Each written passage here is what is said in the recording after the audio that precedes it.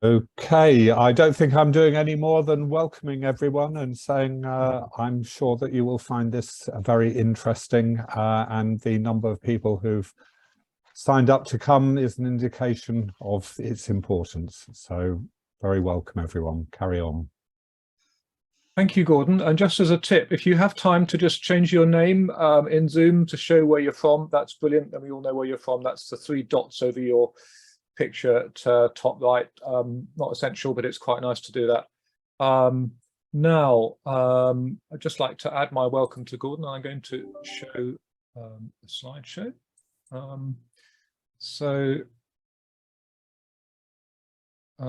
Yeah, my name is Tim Anderson. I'm Membership Development Officer for the EBU. What I want to do to kick us off is to share the results of a survey we've recently conducted to better understand clubs regarding teaching. Why did we do a teaching survey? Hopefully you can see my screen. I need to put this very carefully. Our statistics tell us that bridge players are increasingly elderly and that this poses a long-term threat to the game that we enjoy so much and to the health of our clubs. That said, we also understand that people join bridge clubs to play and not to teach. One club told us that our members are keen to play but not interested in teaching. That is perfectly reasonable. We are not here to put pressure on clubs to do other than what they wish. It is our duty, though, to keep clubs informed, and it's also our duty as the English Bridge Union to do whatever we can to bring new players into the game. We had a fantastic response to the survey, which I believe demonstrates the high level of engagement with this issue. We all care about the game. We do not want to deprive future players of the opportunity to play duplicate bridge. Some of the comments in the survey do deserve an individual response. We will try to get to them when we can, but thank you so much for your responses. So what did we learn? Well, based on those who replied, around 52% of clubs have an active teaching programme. We realise that more of the active clubs are likely to have responded to our survey, so the real proportion may be lower. That is encouraging, though it remains true that inquirers may find it hard to find a club nearby that teaches, and they also have to fit in with when courses start, which can mean a long delay. We would love it to be the case that anyone who wants to learn bridge can easily do so. We also realised, incidentally, that much bridge teaching happens outside clubs, whether that's from independent teachers or people just learning with friends, as perhaps most of us did, or via online resources. That is all good, but we do think that people who learn via a club are much more likely to join that club. It is unwise, therefore, to rely on people learning elsewhere and then just turning up. They probably will not. How many students do clubs have? There is, it seems, huge variation, but the mean figure, according to the submitted clubs that teach, is about 24 per year. That does sound a lot. And if all those people joined the main club sessions, everything would be fine. This, though, is a big problem. The majority of clubs told us that fewer than 40% of students end up joining their club sessions. And the biggest number said that less than 20% did so. It's true that bridge is not for everyone. We do expect some to drop out. Still, it does feel like this could be much improved, especially as some clubs do much better. We think we know many of the reasons, but that does not make it easy to fix. And here is another interesting one. Most clubs only teach face-to-face, and we love that you teach face-to-face with all the opportunities for personal engagement that creates. It also means that people learn perhaps in the club environment, and that makes it easier for them to become full members. Still, we have to ask the question, are we taking full advantage of what online teaching can offer? It is not only a matter of a wider catchment area, but also things like easy replay of hands, double dummy analysis, loading up example boards, online slide presentations, and so on. Food for thought. What are the blockers for clubs not currently teaching? So common themes are lack of teachers, lack of students, no premises, and other things.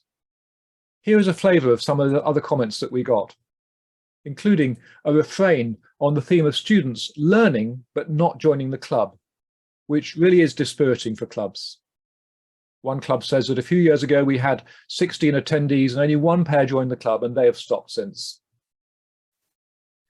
What are your top requests? Well, judging by the previous comments, perhaps we should add more teachers to these other three: student recruitment, better course material, and funding. I'm going to show a small selection of the other comments that we received. If they seem perhaps a bit negative overall, I think it is partly because people were more inclined to tell us about problems than just to say it's going great, and partly because the challenges are very real. And yeah, here's another set. Most of my students are mature adults. Memory and learning at this time of life is not easy. It's quite true, and it also relates to the other point that it's hard to get those people up to the standard where they can become full members of clubs, perhaps with a higher standard, and entering the EBU competitions and things. It is a different character of bridge that tends to emerge from these teaching groups, and that's something we need to be realistic about. It's not a bad thing, may even be a good thing, but it's a big change for all of us.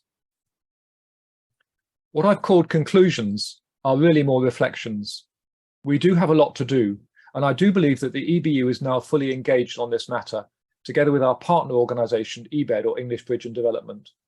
We know that when all the pieces do come together, bridge teaching is fantastically rewarding and brings people joy as well as filling our club sessions. We're here to learn how to improve. And incidentally, if funding is the big issue, do talk to your county association and to us about it. Okay, I'm going to stop my screen share, and now I'm going to ask David, Lewis and John Fairhurst from Basingstoke Bridge Club to tell us about their experience. Good morning, everyone. I'm David Lewis. Let's see if I can share my screen. It looks good that I should be able to. Here we are. Good.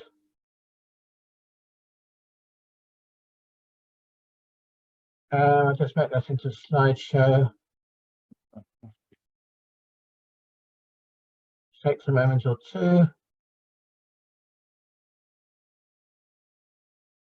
Right, you've been asked, I think, because we have quite a successful teaching programme. We're a large club. We've got over 200 members, and we've got a teaching group of about 9.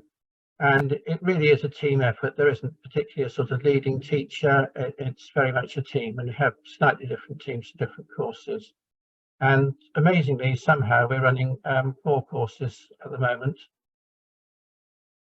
which is the fast track, the beginners, the improvers, and the beginners online with Central Janssen, which I'll come on to in a moment. But it has been a bit of an effort to get all those courses going.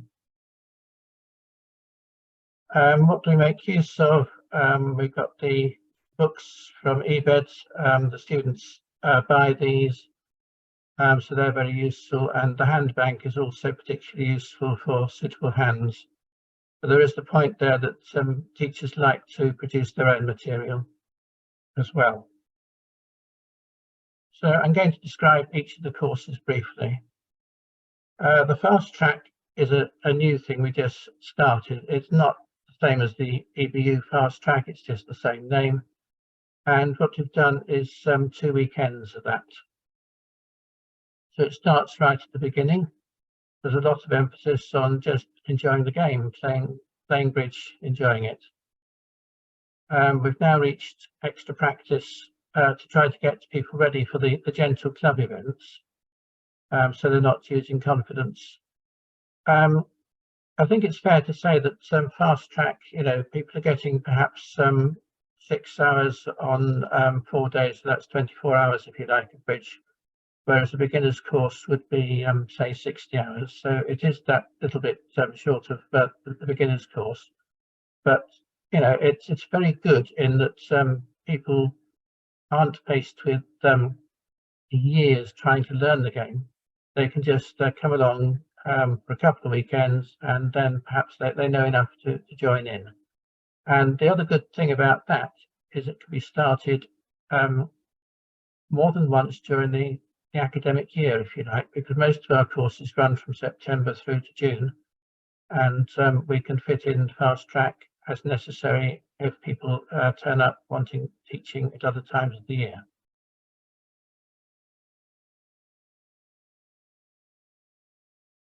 The beginners face-to-face, and it's worth mentioning this is our first year back face-to-face.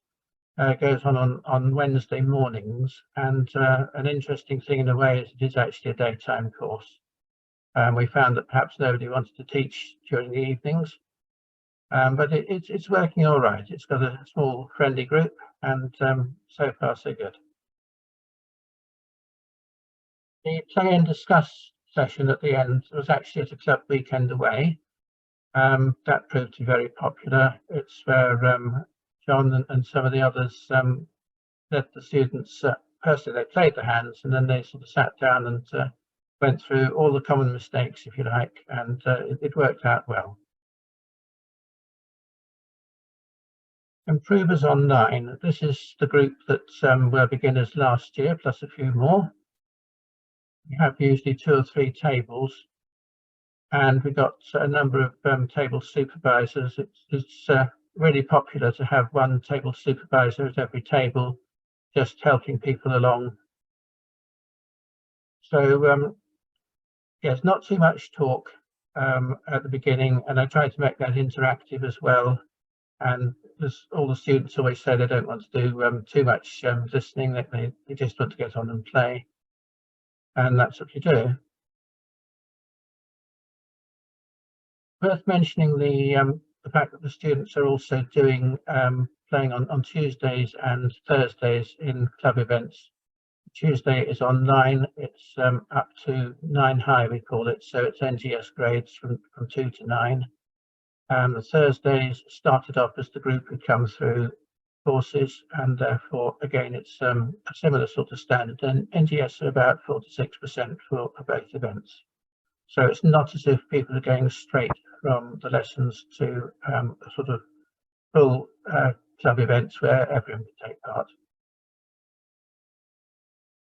Real Bridge is really good. So I've got there as an environment to see what's happened at all the tables. I can go in afterwards and see what's happened at all the tables. The students can go in afterwards and see what's happened at all the tables. Has somebody made a contract that they didn't? And so on, just compare the different tables. Then we got Central Yarnston, which has been absolutely amazing. Real Bridge people put us together, and we're doing these lessons for this other club in Oxfordshire, and it's worked really well. We've sort of made friends with them from the outset. It's gone well, and I just don't know how they've done it, but they've managed to get 5 tables worth or 4 tables worth of people. They do play regularly, but they've never had any formal learning. So we started right from the beginning with the EBED Red Book. But they are older people, and I think a lot of repetition is needed to get things to be remembered.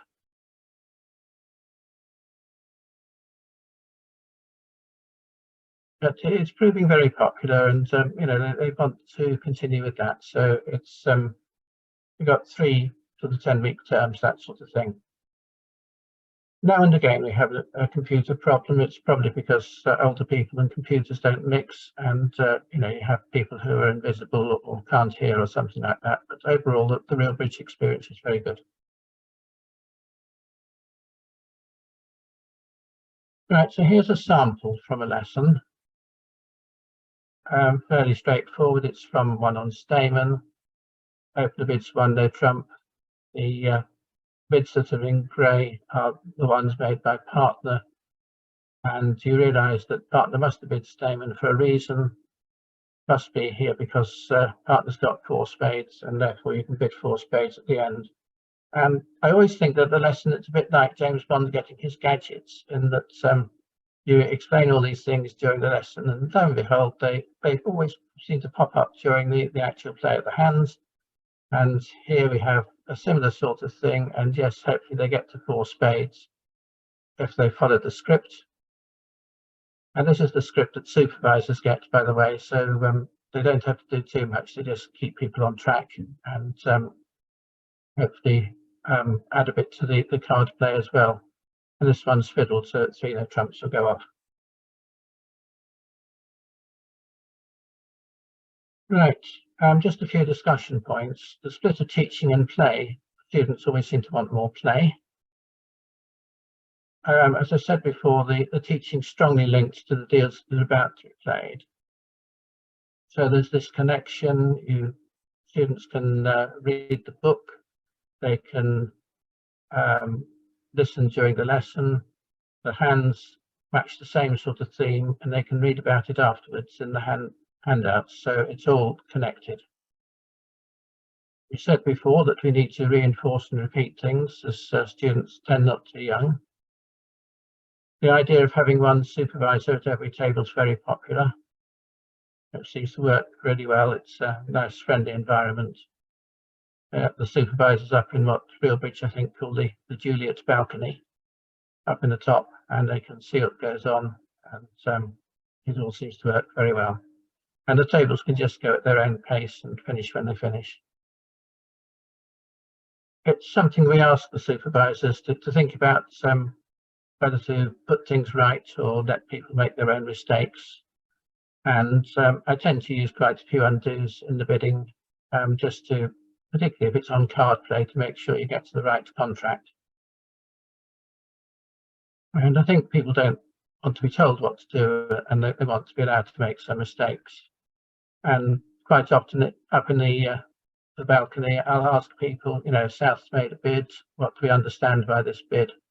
And other people can chip in and say, I think it shows 15 to 16 points or something like that. And maybe if South's bid doesn't quite match that, and you have a rethink. Finding students is a problem.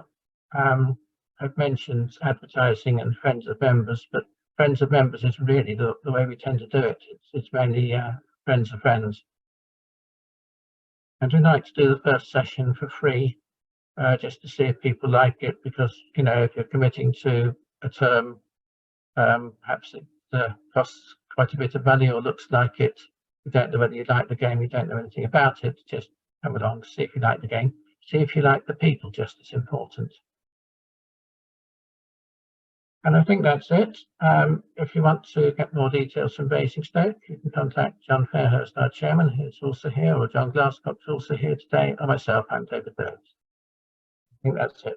Any questions? Thank you so much, David. Really appreciated that. And I lots to think about there. And also, I love the fact that you're working with another bridge club.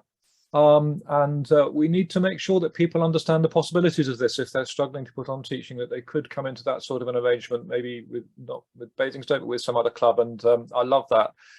Just a note about questions. You have questions for David or any of the other speakers. I recommend that you put them in the chat unless it's something very urgent and quick.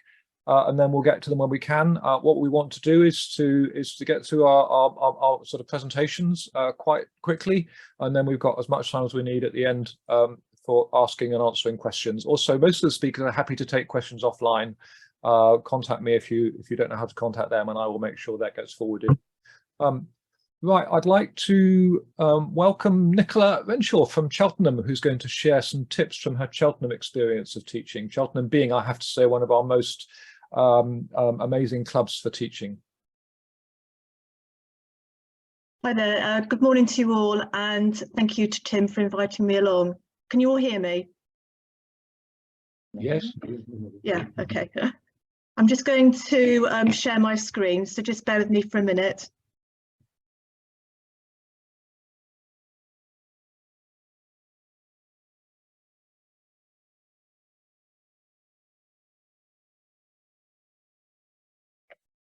Okay, so okay, can you all see the screen okay? Yes. Yeah, we can, lovely. Okay, thank you. So very warm welcome from Cheltenham. I started being involved in the teaching team at about 2015, and we sort of revamped the team and also our curriculum model as well. We had pre-pandemic around about 100 learners a year. 50 in year one, 50 in year two, roughly. So we were getting about 50 new learners a year, which I recognise now really beats the national trend. We did really well with recruitment, mostly through a tennis club, I think, who then a lot of them started to come. Post-pandemic, we're getting about 29 learners this year, which is still good numbers and we're still pleased, but we need to up our game in recruitment. I had a quick look. We've got 525 members of Cheltenham Bridge Club, and looking at a quick count through yesterday, about 160 of them have joined the club since 2017. So recruitment is good and retention is pretty good as well. So we're fairly pleased with that. And I think we all recognise now that had it not been for our learners, we would have struggled as a club to maintain what we do. So that's what I'd like to do now, is just go through 3 key things that I think have made a difference to our teaching programme. So I'm just going to move on the slide presentation. Martin, move on the slide, sorry. Sorry, I need to move on to the next slide. No, it's not moving on.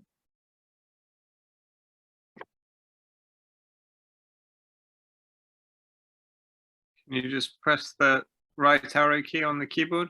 That's what I'd be. Oh, that's what. Let's see. Sorry, that's what I was doing. Sorry. Okay. Sorry. Bit nerve-wracking, all of this. My first key point is about having a clear pathway. So from the very minute that you get an email with a request or a query, we respond really quickly, really positively, and we have right from the very beginning a clear pathway through from that very first email right the way through to when they're established members of the club. We have, so for example, so we have a weekly course just like in Basingstoke, and we offer a weekend course as well. We offer face-to-face teaching at the moment. We did some online during the lockdown, but we think many of our learners really appreciate the social aspect of the game. So all that we're offering at the moment is face-to-face. We have a weekend course, usually 2 weekends, which covers the whole of year 1. It's really intensive, and we maximise the number of learners to 12. And we have a weekly course. In previous years, we've had 2 courses, an evening and a morning. This year, we've only got 1 running at the moment, and we've had 1 weekend. We offer, which works really, really well, I really recommend this, a weekly practice session, which runs alongside the lessons. They're very well attended. And Tim mentioned about the long delay that you can sometimes get when people get in touch when the lessons have already started and it's too late for them to join the course. Some of those that have started can play bridge but learnt many years ago, which is very typical of the people that contact me. They can join our practice sessions to gauge where they're at, and that's worked really well. We offer a consolidation day. We get all our learners together and have a day of revision. We have BBO practice sessions for them, so there's a little bit of online. And then once they've gone through the teaching programme, the club offers 3 gentle bridge sessions a week. We've recently this year, to try and boost the teaching team, have introduced a new course called Tweak to Transform, which is for our learners that started back in 2015-16 typically. And that's where we identified key things that would really make a difference to their bridge. And we've run seminars over the last 6 months, and they've been incredibly well attended. About 40 members are coming, 20 in each session. So that they've worked really well as well. My next key point is about the curriculum model. Much like David in Basingstoke, we use the Red Book as the sort of the thread running through our lessons, but we've made the lessons our own. We have 12 2-hour lessons a week, 12 a term rather, and 2 terms in the year. Key things to pick out, I think, that have worked well for us is to make the learning explicit. Learners are only learning when they're making connections between the learning, and of course Bridge is all about connecting the learning experience, learning being clear about what they're learning in a lesson, how that relates to the previous learning and how it's going to link to future learning. So we keep going on about what you've learned, what you're going to be learning, and how everything links together. We keep lesson content to a minimum, and we're learning 1 new thing a lesson. Again, just as David said, many of our learners are older, not all, but many of them are. So we keep it very clear, very simple, and in the beginning, very black and white. We're not precious about, nitpicking about things. It's very clear and very simple. And we are consistent throughout our teaching, our curriculum model. We do have people coming who have played a little bit of bridge in the past. So we're careful about differentiation and making sure we can move people on, as well as supporting those that are really finding it quite tricky. We set homework, which I think works well, so they've got some learning at home. We're also quite careful not to show off our bridge knowledge too much. We try and keep it black and white, and we don't keep saying to them, oh, in year 2 you'll learn that 2 clubs means something different. So I think as a learner that can be a bit frustrating. So we try and keep it real and doable and manageable for them. And KSU is knowledge, skills and understanding. So we used to have 10-week terms, and we've now got 12. And that's purely to build in more revision and recapping and reviewing. That's what our learners like, and it's worked well for us, because you're kind of building a language of learning bridge. The third thing I'd like to mention is about our teaching team. We have 5 teachers who teach our year 1 and year 2 courses and our weekends. They've been a consistent team now, 4 of us have, for the last 5 or 6 years, and we've got a group of helpers. We are not, and I'm certainly not, the best bridge player in the club by a very, very long way. But what is important is someone who's got the skills to engage and motivate people. Quite often you're a social worker as well. So yes, being able to play bridge is obviously important, but it's not the best bridge players. It's those that really can engage our learners. We keep it simple. We don't really want mavericks teaching a team. No, everyone needs to have the same consistent message, otherwise it gets really confusing for the learners. We're looking for people who've got good planning and organisational skills. Mary wrote an article in the EBU magazine this month, Mary Sharp, and I completely echo everything that she says about teaching and the teachers. It's a huge commitment and a dedication too. And we have a shared area on Dropbox for resources and materials. And the last thing, again, echoing what David said about our learners, this is quite important. We get people coming on our courses that have had really very important jobs and professional jobs in their professional lives. But however confident they may appear, whatever they were in their previous life, many of our learners are actually quite vulnerable learners. They find bridge hard to learn. They don't want to make mistakes. So that's exactly what David said. They don't want to lose face or look stupid, and they get particularly anxious when they're declarer.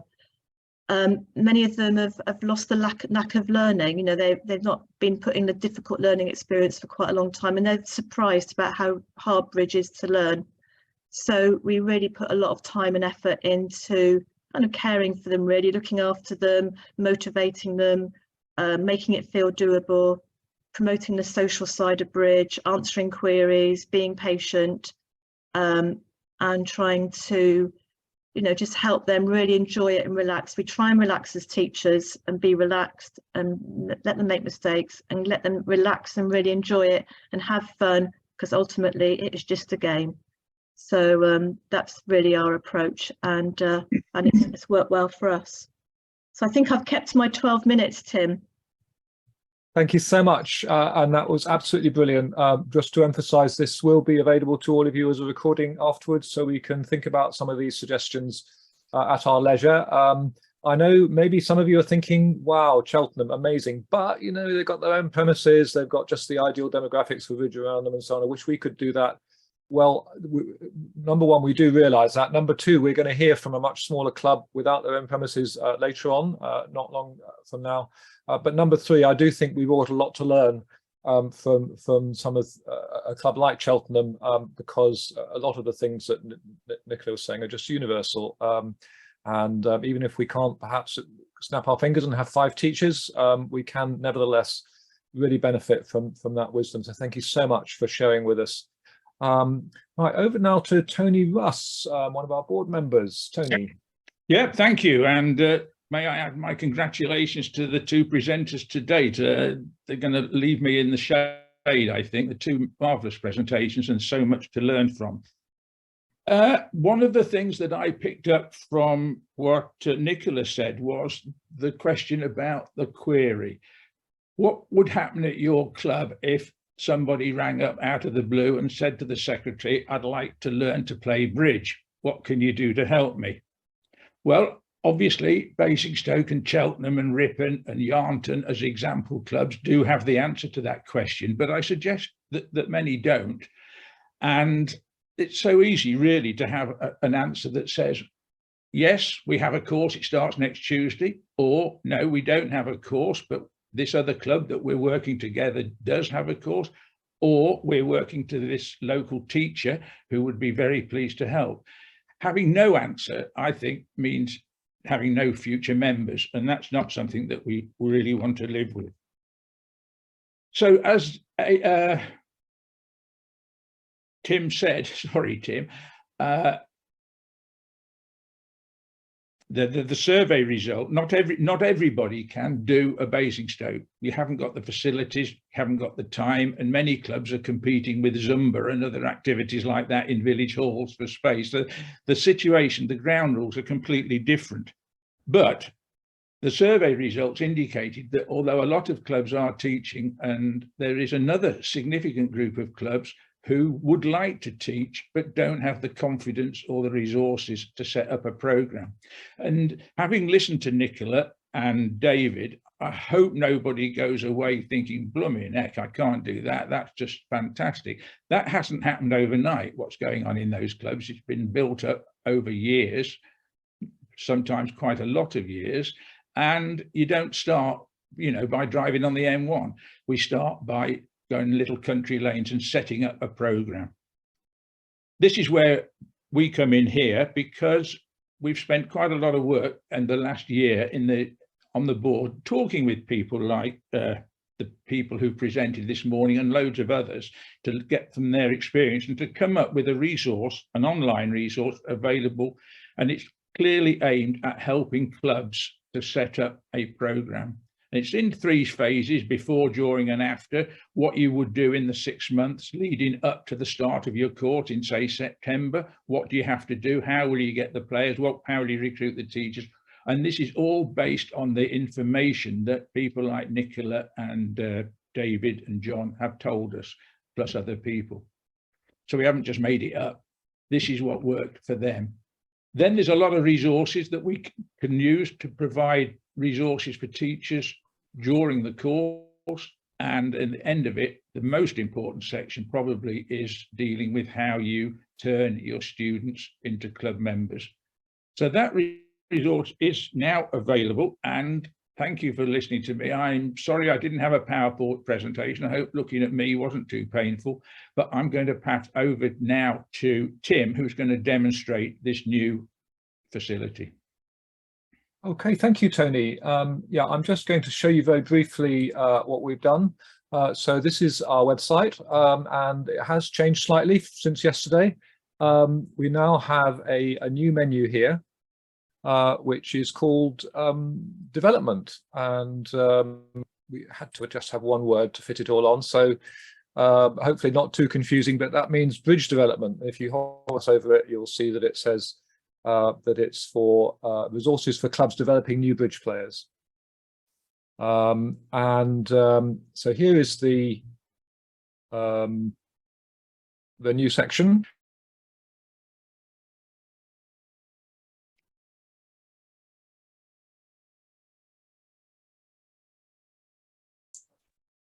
Sorry, okay, so my Zoom's my Zoom crashed again. I'm so sorry. I think the answer may be because this is public on our website.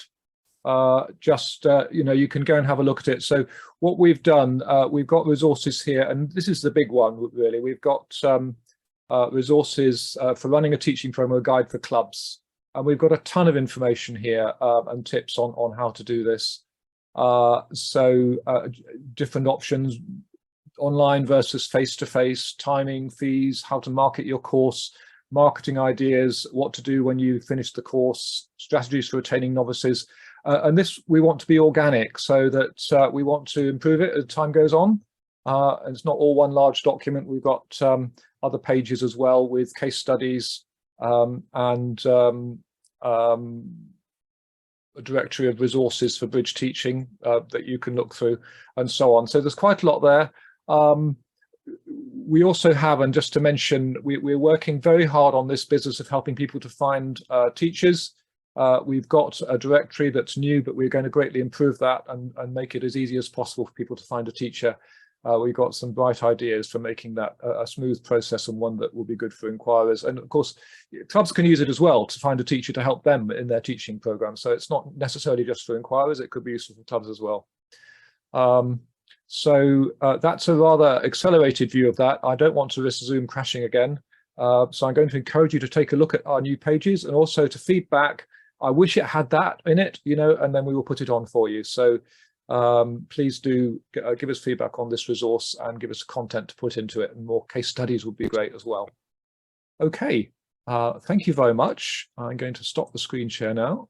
I'm going to ask Steve Knight from Ripon City Club to tell us about what's been happening there. And they don't have such a big setup as Cheltenham, which I think is something a lot of us can relate to. So Steve, over to you. Hello, can you hear me okay? Yeah. Good. First of all, I have to apologise. I don't have a fancy slideshow to show you, so I'm afraid you'll just have to listen to me droning on for a little while. So I'll talk first of all about how Ripon fits in locally to Bridge Plain in North Yorkshire, then about what we offer in terms of a course, about helpers, about advertising, and then about integration into playing in the Bridge Club. Ripon Bridge Club is a very small bridge club. We have about 70 members, and only about 50 of those we see regularly. So we sit in a community of small towns in North Yorkshire. There are several clubs, a couple of clubs nearby who are bigger than us, in Harrogate and in Wetherby, who are probably more successful in attracting members, perhaps because of the local population. I must apologise for my webcam, which keeps misbehaving. I hope you can hear me okay still, though. Yes, we can hear you. Yeah. Good. Okay. Clubs like Ripon and Thirsk and other clubs in the area tend to share members. So members at Ripon are often members of other clubs locally. I do hope that will stop vibrating soon. Anyway, so we don't have our own premises. We're fortunate enough to play in a community resource building, which is an old workhouse, which provides offices for meeting rooms and amenities for a number of groups. And we are lucky enough to play in a good sized, comfortable room for about £15 an hour. We have duplicate sessions twice a week on a Wednesday evening and a Friday afternoon. The Friday afternoon being much more relaxed, with less boards, less pressure of time, and maybe a break for cake. And our teaching session is on Friday mornings, and we chose Friday mornings deliberately so that would prove an easier pathway for people to join the club, to join in playing in a duplicate session, where they're familiar with the room, they're familiar with perhaps people coming in and shortly after the teaching sessions are finished to start playing in a duplicate session. So there's an opportunity to meet people there. We agonised about running a course during the day and not having people coming to work, but we hardly ever get an inquiry from someone who has a job. So most of our students tend to be people who are a little later in years, shall we say. In booking the trend from what other people have described about very structured courses, our course is not structured. We have an open-ended rolling program of teaching because we're trying to get people who have no experience of bridge and people who have some experience of bridge, and the two are very different. So we have no set learning program in the sense that we run a specific course for a specific length of time. Our course is we're aiming for our courses, our teaching program, to be a permanent thing, something where people can join at any time and find a group within our teaching platform that will suit their needs. So in our Friday morning, there'll be a table of people who've not played bridge or maybe doing mini bridge with a helper. There are other people who are practicing basic bidding, and other more advanced group who might be learning, for example, defensive strategies or something like that. So what we want people to come immediately upon them contacting us. If we were to run a structured program where a course starts next month, for example, we'd be afraid of losing them. There's a window of opportunity where somebody's brave enough to ring up and say they'd like to learn, and we want to get them immediately. We want to bring them along and be friendly towards them and encourage them to come immediately and not give them a chance to change their mind a month later. As such, that's sort of like the window of opportunity, if you like, which is quite a well-known social psychological axiom. We don't charge for our bridge teaching program. We advertise it as being completely free, but we do ask for a £3 per person per session contribution to the room hire. We deliberately chose to have it free because we don't want to provide any barriers, any financial barriers to people learning. Particularly in these days. Most of our teaching materials are self-devised. We do use a few EBU things. We don't do much in the way of handouts or anything like that. And people come to our groups from local towns and villages, usually within sort of a 10-mile radius. The helpers, it's most crucial to get the right quality of helpers, and most of our teachers stroke helpers are not terribly experienced bridge players. They're people who've learned themselves from our courses within the past 7 or 8 years, but who now participate in the club's duplicate sessions, and as such they know about the difficulties of transition. They know what it feels like to move into playing in a duplicate session. For advertising, reaching potential learners is the most difficult thing, really. We never know how successful advertising is, so we devise posters which we distribute in shop windows, supermarkets, in local towns, notice boards. We put ads in what's on sections in free local press. More successfully through social media groups. Every little town or village tends to have its own social media group, so that can be helpful. And of course through sites. Can you hear me still okay? We're thinking about getting some pavement signs made, the kind of thing you would say, outside a barber shop, open such and such around with an arrow pointing to free bridge lessons, that kind of thing. That might be helpful. It's something we're going to try. Transition to playing in a club is the most difficult thing to manage. It's no use expecting learners who've reached a point where they're willing to play in a duplicate session to play together and thrive. They just get dispirited and give up when they continually don't do very well, even in the weakest field. And equally, it's very difficult to find empathetic, experienced players who are willing to sacrifice even the occasional regular game to play with a beginner. In fact, many of them are unsuited to doing that anyway, I would say. But in the past 10 years, I've gone out of my way, and a couple of my learners who've learned with me over the past few years go out of their way to play with newcomers regularly. It means giving up established partnerships, and it can be difficult to suffer regular sub 40% scores and wear a smile on your face, but it's really essential to do that. Otherwise, people are not going to move forward. They need many months of playing with an experienced, empathetic player to be able to feel confident enough to play regularly themselves on their own, or perhaps with someone who they've learned with. To enhance the collegiality of previous learners and integrate newcomers, we have a weekly informal bridge session in a local cafe bar on a Tuesday morning, where there's no pressure of scoring. We just play socially. We have a cup of coffee, we have a chat.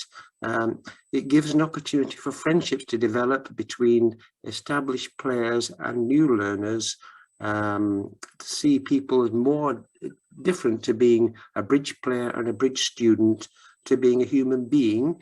And it enhances it gives the opportunity for people to say, does anybody need a partner for Friday? Would you like to come and play with me this week, etc., etc. And I think that works quite well.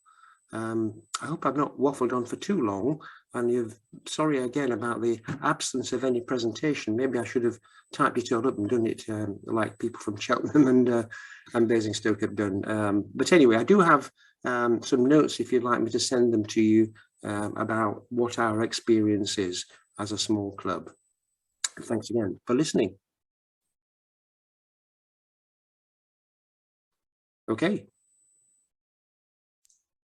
Right. I'll turn off my microphone now. Yeah, you can do. Thank you. Thank you very much, Steve. I see there is one question there for Steve, so I don't know. We could quickly address that now. The question, Steve, was how do you cope with two or three different levels of teaching conversations happening in one room at the same time? Well, it's quite a large room. Usually we have about 4 tables. We have one person at the table, at each table, and we don't really find that a problem. If you like, they're like 3 or 4 different small groups, and I think there's enough space for for that to not impact on others, really. When you've got one helper per table, the conversation's fairly intimate anyway, so we don't experience that as being a problem. Thank you. Right, we now have a video that from EBED, English Bridge Education and Development. So I think Sam is going to play that for us. Yes, can you see the screen? Yes, we can. Over many years, EBED has worked to produce a huge range of resources that have been tested by hundreds of bridge teachers, teaching thousands of students. EBED makes all this material available to members of EBTA, the English Bridge Teachers Association. In this video, I'm going to run through the resources that EBTA makes available to its members, and I'll be covering the Bridge for All textbooks, the teacher's notes, which are effectively the lesson plans for the teacher to support those textbooks, and lots of hands to support lessons and supervised play sessions, plus a further hand bank of material that covers more detailed topics. In total, there's over 1,500 hands with bidding and play notes for you to download and use. We've also got lesson slides. There's material here to cover all lessons to deliver the Bridge for All syllabus. And lastly, there's a great tool that we offer to help you generate, import and edit and provide commentary for deals for lessons. The cornerstone of our offer is the Bridge for All textbooks. Bridge for All was originally created by the English Bridge Union as the learning pathway to take a student from complete beginner through to a competent club player. It's been revised and updated many times.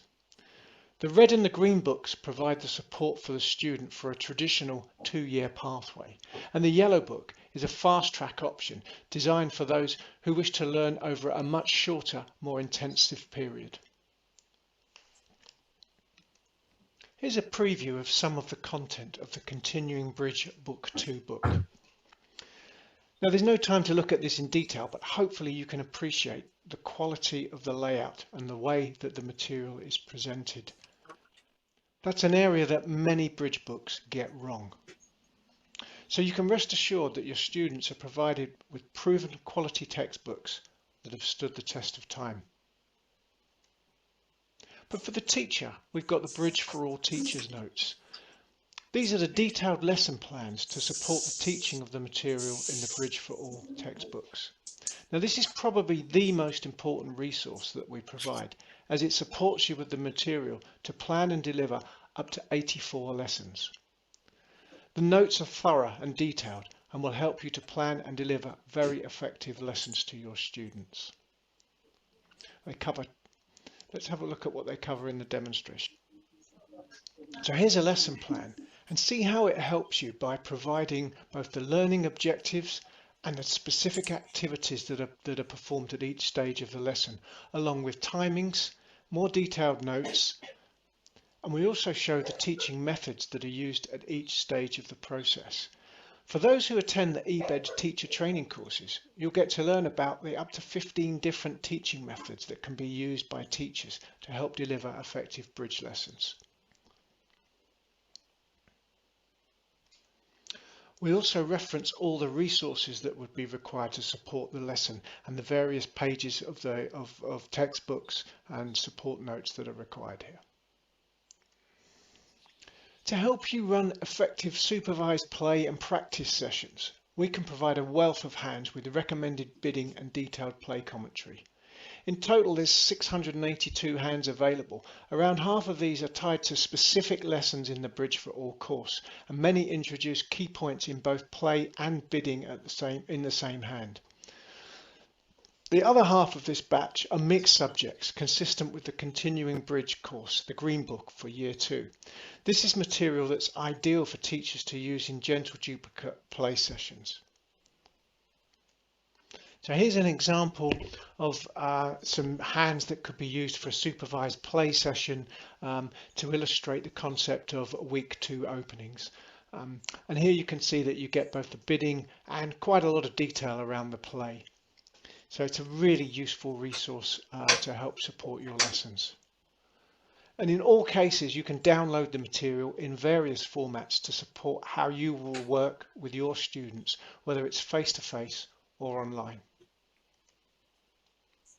On top of this, we've got a further hand bank of topics. This is prepared by Andrew Cambites. Now, Andrew is a top bridge author and teacher, and he's prepared over 800 hands for your use. There's 33 sets that illustrate bidding topics and 19 sets that demonstrate declarer and defence play. The material starts at the foundation level, totally consistent with book 1 of the Bridge for All series, but actually runs through to some quite advanced material. There's even stuff here to cover bidding concepts such as check back, Lebenssoll, opening multi-2 diamonds, and inverted minor suit raises. So we get to some quite advanced material eventually using this hand bank. So it covers all ranges of ability, and you'll find it an extremely useful resource for your students. EBED has created a resource of visual aids or slides for use by teachers in lessons. There's 58 lessons available covering the Bridge for All books 1 and 2 material. A total of over 2,000 slides can be used there. Now it's all available online and can be used within any lesson. The slides are accessed through the Google Classroom platform. Now EBED is looking at alternative platforms to hold this material. We currently use Google Classroom, but many people tell us that it's inconvenient. So we're trying to find alternative platforms that might hopefully be more flexible for the user. If you're having any trouble operating this material, there's a really good video tutorial and instruction sheet available within the EBTA Teacher Zone. And finally, I just wanted to make you aware of a tool that we provide for all our EBTA members. This is the hand generator tool, which is an add-in that works within Microsoft Word. It allows the user to import, enter, generate, or edit bridge hands. You can provide the bidding and play commentary, and you can export everything as either PBN or DLM format, so you can use it in various dealing machines or online materials, or however you would wish to use this. There's an example of the format that it produces on the right hand side here. Many of our teachers love using this tool. They find it extremely useful for lesson handouts, supervised play records and things like that. So it's available to all of our EBTA members, and it's a great tool. Thoroughly recommended. So to wrap up, a little bit more about EBTA and how to join. It costs £45 per year to become a member of EBTA, and there's a link here where you can find out more about EBTA membership and many of the other benefits that membership of EBTA provides.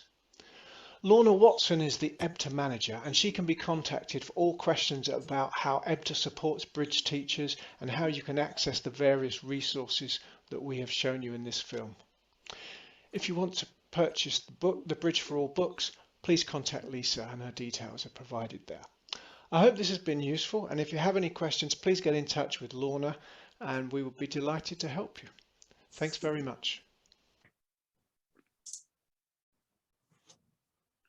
Right, thank you, Mark. And Mark sends his apologies for not being able to be here, which is why he provided the video instead. So that's the end of the presentations, and thank you to everyone who has shared their experiences. We will now open it for questions. I don't promise to be able to answer all the questions, but we will certainly, any questions that anyone raises, we will take away and try and come back to you with an answer. So I think given we've got quite a number of people on the call, it may be easiest if you can, Sam, do you want to stop sharing? Then I will be able to see more people. Sorry, I should have already stopped sharing. Oh, okay. Oh, maybe don't worry then. Right. So yeah, if you want to raise your, if you know how to use the raise hand feature in Zoom, then I can see who's waiting to speak. But yeah, let's open it for questions.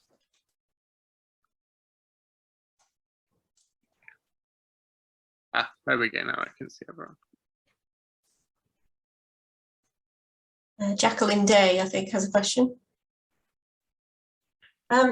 Yes, my computer now is an Apple Mac, and I find I can't use a lot of the facilities now because especially the hand generator, because that needs to be using Microsoft Office, and I just can't use it.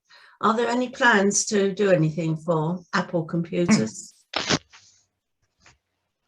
I don't know on that. I don't know whether it's possible to get the hand generators to work with Office on. I can't use any of the facilities now. I used to with my old computer.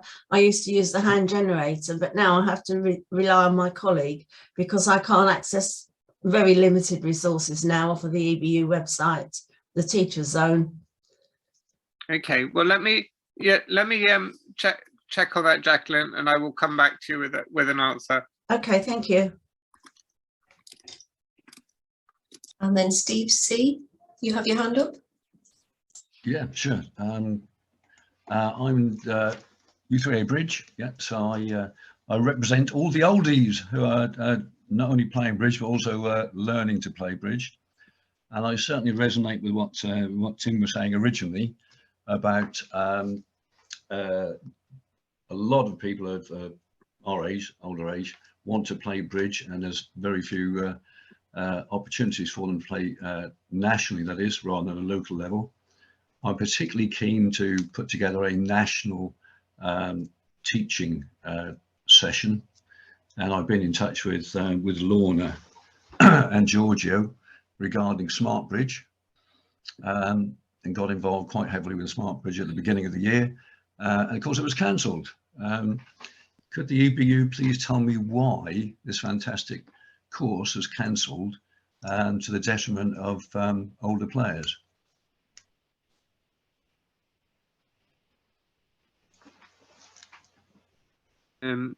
Giorgio, I don't know if you want to say anything to that, or otherwise I don't know, I don't have the details on that myself, so I'm not comfortable to speak to that, but I can certainly take it away and come back. Well, I'm not sure this is the right forum to address this issue. Well, we needed some financial support to run the course that didn't come, but there are some representatives of the EBU board here, but I'm not sure this is the appropriate forum to discuss it. Yes. Okay, we'll take that offline and come back to you, Steve. Yeah, can I? Obviously, Smart Bridge was a way of getting people to play in a very short space of time, which I see as extremely helpful to our U3A potential bridge players. So, I mean, we have got representatives from the board here. Is there any plans to reintroduce Smart Bridge? Would Tony like to answer that question, or maybe Gordon? Well, I think Giorgio has answered it in a way of saying this is probably not the right forum. I would just say that the EBU has not cancelled Smart Bridge. Smart Bridge is a EBED product. Yeah, we are working on other ways to deliver it. We're trying to put together another pilot, but again, I think that this goes beyond the topics that we're talking about today. Steve, what's your surname so that we can, and then we can take this discussion offline? Yeah, Steve Carter. Yeah. Okay. Sorry. Thanks, Steve. No, thank you. All right. I think wait, it says Dev Jaffa is waiting. Hi, yeah, I'm Dev. I'm from Patcham near Brighton, about to do the EBU training course at Horsham in April. Really interested if those running courses could give any advice on recruiting helpers and briefing helpers in, because I could see that you desperately need helpers, but it also could backfire if you get lots of different experts who don't understand really what you're trying to do. So any wisdom, please?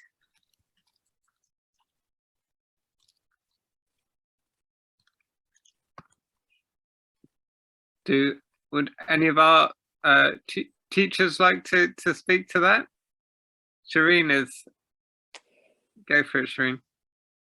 Okay, so I've personally witnessed a level of inconsistency, and I think that the best way to do that is to have what you call a party line. All right. Now, whether that's the No Fear Bridge crib sheet version or it's the ACOL simple version convention card, and you say to people, toe the party line, because the most confusing thing is if people get a mixed message, they might get muddled, and also it makes them doubt what the other teacher has said and feel that somehow someone's told them something wrong. And we all know that bidding and card play requires judgment, partnership understanding and system discussion. It's really pointless pushing your own personal agenda. It's much better to be on a united front. And as one very small comment, I was brought up in a country which is definitely third world, and everyone in the country was taught the same thing on the same page. You literally turn the page over, and that meant that if a teacher was ill, somebody else could step in and they knew to turn the page over and teach that lesson on that day, wherever, you know, from whichever poor bit of town you were in. So if it works at a national level, you know, in third world nations, surely we can make that work in bridge clubs. Thank you. Thank you, Shireen. Right, I think Brunton, I think, was next, and then Jim.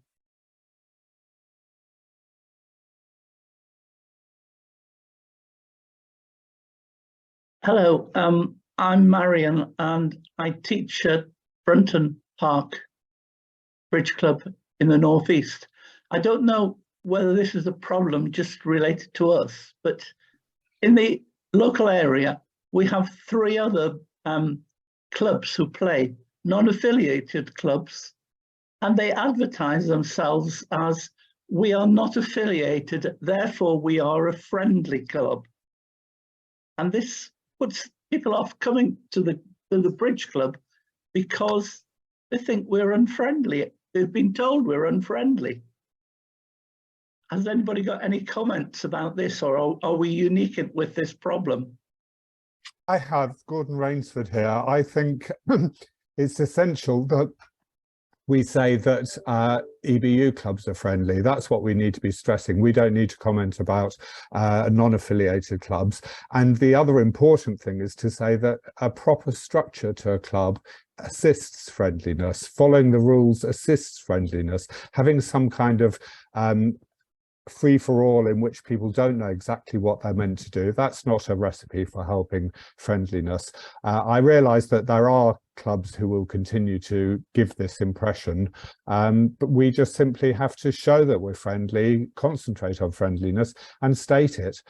Don't be afraid to say that we're following rules, because it's a game, that's what it's there for, and everyone knowing what the rules are and following them assists friendliness rather than preventing it. Thank you. I mean, in our classes, we are very friendly. They have a lot of fun and enjoy themselves. but we do teach them according to the rules and etiquette and so on. Absolutely. I think you should state that. You should be proud of it. Don't be ashamed about following the rules and everything. That's what you should be doing in a game, and say, therefore, we are friendly. This is a friendly club.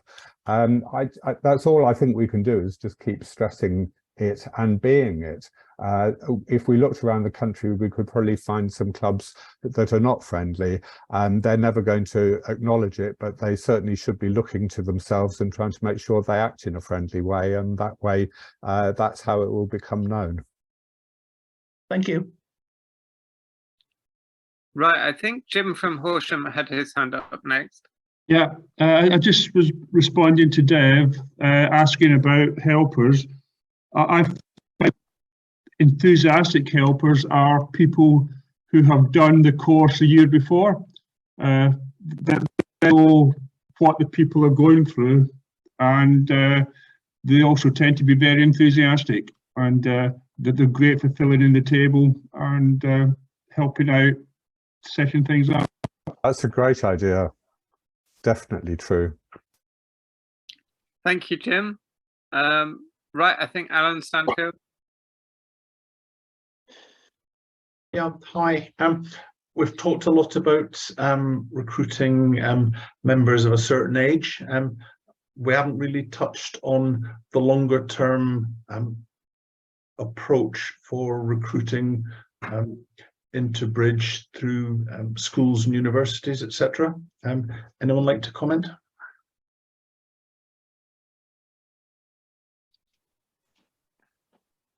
Well, I feel I should. Recruiting through schools is pretty much very active and happening as we speak. On the 4th of March, we will be playing the school challenge in Loughborough, and we will be having more kids coming than we have had even in the years before the pandemic. We are running competition for kids that can be played online. We have an inter-schools league that goes all year round, and we are there also to help and support each club that wants to try to get in touch with local schools to basically tell you what is being done and what works when approaching the school, and we will be providing also support in terms of cards, bidding boxes, if you manage to get one of the local schools interested in starting a bridge club. Get in touch with us and we will be there to help you. Thanks, Giorgio. Thanks, Giorgio. Right, Sue and Nigel next. Yes, on the subject of unfriendly club, at Sutton Coldfield Bridge Club, we have got the problem that there is another local club that attracts a lot of members. And what we find is people come and learn to play at our club, and then they go and play at what they feel is a friendlier but a lower standard club. And that is the problem, that the standard of our older players and whatever is very high. We've tried to do relaxed sessions, but even so, we still want them run to the rules. We want to be able to call the TD and have people playing correctly. And so we lose a lot of our beginners and our lower standard players, if you like, because they find that they can go and play in a much more relaxed atmosphere at another club. And it's really quite demoralising for the bridge teachers, because we recruit all these people, we teach them, we do relaxed sessions for them, and then we see them going and playing elsewhere. I don't know what we do about that.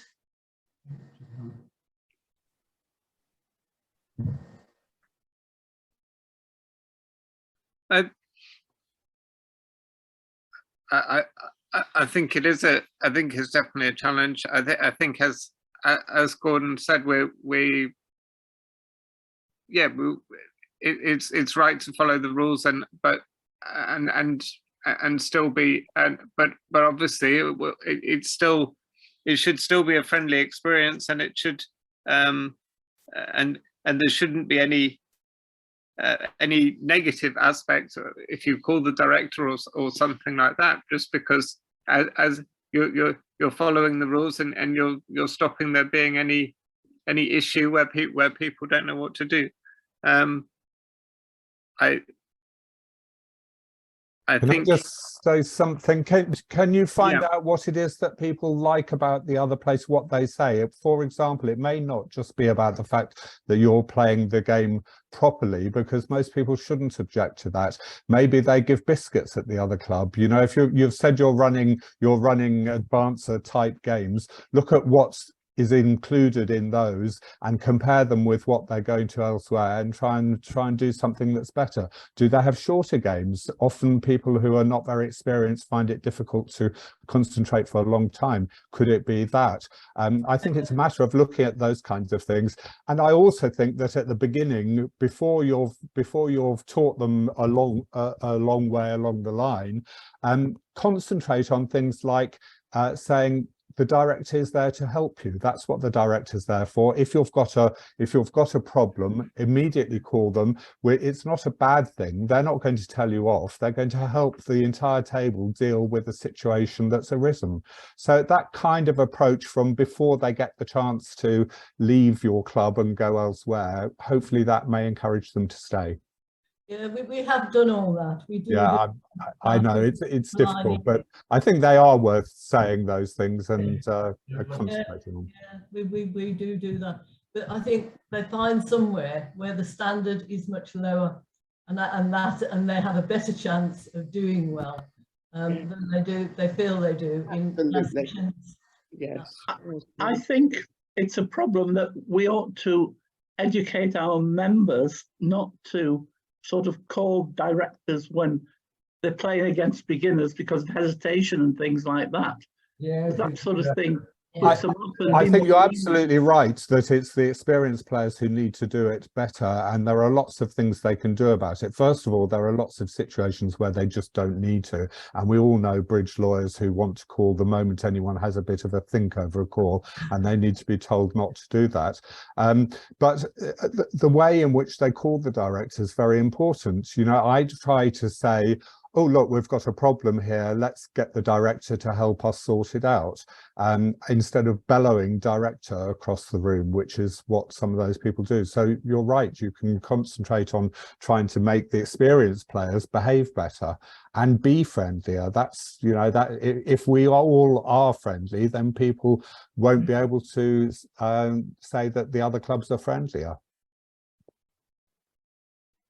Can I just add a comment? I run the session for our beginners and improvers. Or not often is used as the reason, when in fact it's not that at all. It just comes down to the fact that they probably feel more comfortable playing in a less able field. I think that is the real attraction, but it's easier to say, well, this is more friendly.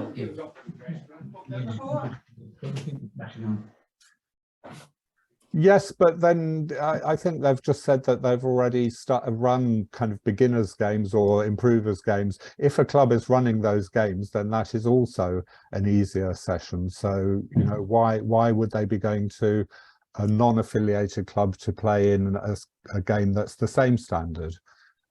Your comments are absolutely right, where there is no separate inclusion with a game for improvers. But if there is, then there's something else that's making them choose one over the other. And you would normally expect that people will stay where they're familiar rather than moving away. So the fact that the club has started by teaching people ought to be an advantage to keeping them. And yet we see that this is a problem. So it certainly needs addressing.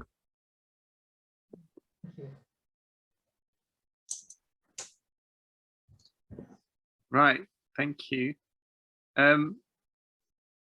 I think someone else was trying to speak a moment ago. I think it was John G from Basingstoke.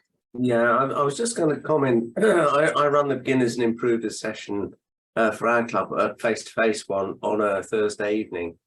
And we try and encourage people, if they don't know what, you know, something's happened at the table, we encourage them to call me on the basis of trying to learn, rather than it being a problem, on the basis of trying to learn what should happen.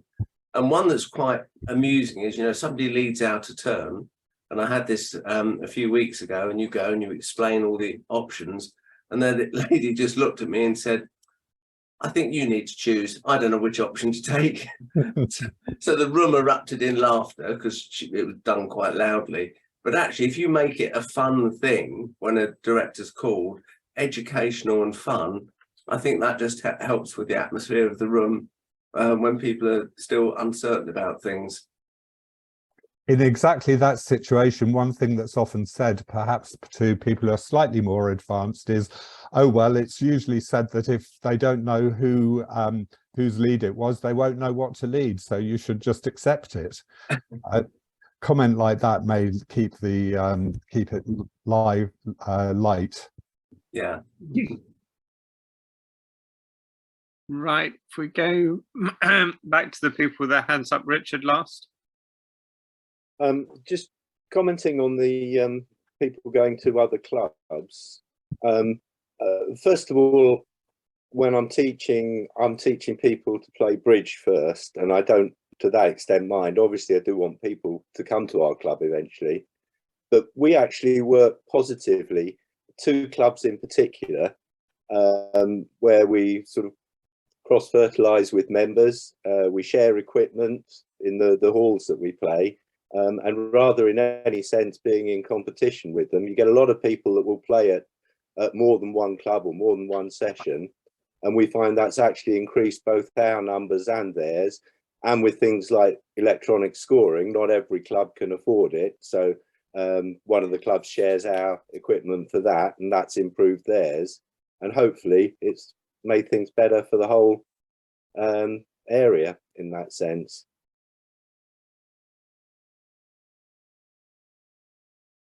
Yes, I think that is excuse me. I think that's certainly true, and yeah, as you say, if you can build that good relationship with other clubs and make sure that the sessions are on different days, then it gives the opportunity for people to play both sessions. Pip Duncan has a hand up.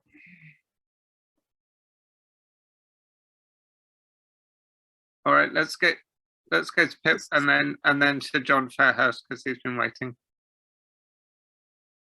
Thank you very much. Thank you. Yes, I teach at home in my kitchen in the Sherborne area. I certainly share a lot of what Sue and Nigel were saying about keeping people.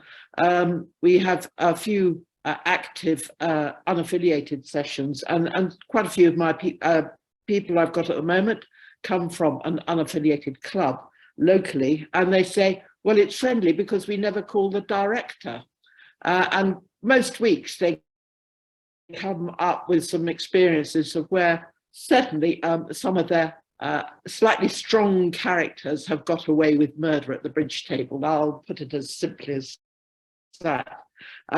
Anyway, some of them I think are gradually beginning to see perhaps there are merits in coming to an affiliated club. Slowly, catchy monkey is the way I'm going about that, and we'll see what happens. We've also got some exceptional unaffiliated clubs locally that specialise in taking people right from the beginners through to slightly more experienced players and their help, and that is really useful, having a good liaison with that club. The other point I would like to say is that I find that I've only just started teaching bridge. Last year I did beginners, this year I'm doing improvers, is that the teaching materials, I think the most useful one is Andrew Cambiti's handbags. The handbags are fantastic. What I found very, very frustrating is not being able to use any of the slides because they're not readily available unless you're teaching online. But I'm unable to copy them, unable to edit them. So I'm having to start from scratch for every single lesson that I teach. And I have found that frustrating. Anyway, enough of that. Those are my comments. Thank you. And I will certainly follow up about the question of the slides has been raised a couple of times in the chat. So I will definitely follow up on that and come back to everyone. Right, John Fairhurst has been waiting patiently. You need to unmute yourself, John. Okay, right. That's it. Might help. On a different theme, I've noticed that EBED award bronze and silver awards for school bridge in the main, depending on their level of understanding of bridge as the students progress. And so, but starting as a beginner in clubs can be quite daunting when we say it could be a 2 to 3 year journey. So is there any benefit to having such an award scheme for our aged learners, recognising certain learning milestones? I've noticed recently, for instance, the EBU, they're giving certificates out for master point achievements. So is there some incentive that we can give our students along the way that they're feeling they're making some progress? And we might be at a cynical age where we don't need that, but it's just a thought. Well, I think we all like to be recognised and feel we've achieved something, however small. So yeah, I mean, I think that's definitely why we're trying to do more with the master point certificates, to give people that recognition at whatever level of the game they're at. And yeah, I think that certainly can work. So I noticed that I got a document off from the EBU site where you have quite a tight description for what a bronze award is, and then you progress to the silver award, so they can see written down what their skills are as a bridge player at that particular level. And I just thought it might be some sort of reinforcement for the students as they progress. That's all. Yep. No, I think that's a good point. Right. Thank you. Well, I think we've had lots of good questions and discussion. I'm just looking with regards to the questions in the chat. The one question from Heathercroft: few bridge clubs are large enough to offer several different levels of event. None of us have cracked this, have we?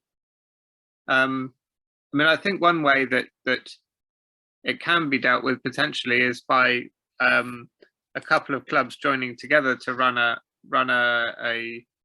supervised practice or a lower standard session. I don't know if anyone else has any views on that they want to share.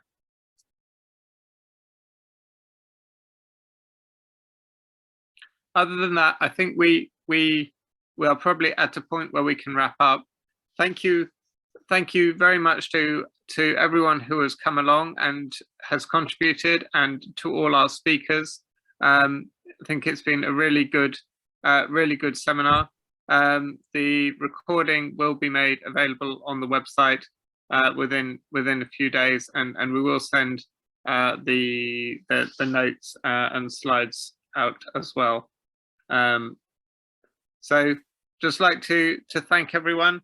There will be more club seminars through the year, so please watch out, and we will send out details. Well, I think Shireen's just... Yeah, can I just say that probably many people here know, but not everybody does, that the England junior players did exceptionally well at the weekend at the Junior Camrose and Peggy Bayer contest. And that's a message that people could share to learners and say that these are young people in their development becoming bridge players, and they've done really well. So it just goes to show that we're capable of producing good players who work hard and have achieved success representing their country. Good news is always welcome, yeah? Thank you, Shireen. Yes, indeed. All right, brilliant. I think we will end it there, but thank you to everyone for attending. Thank you, everyone, and thank you to Jonathan and Tim for organising it.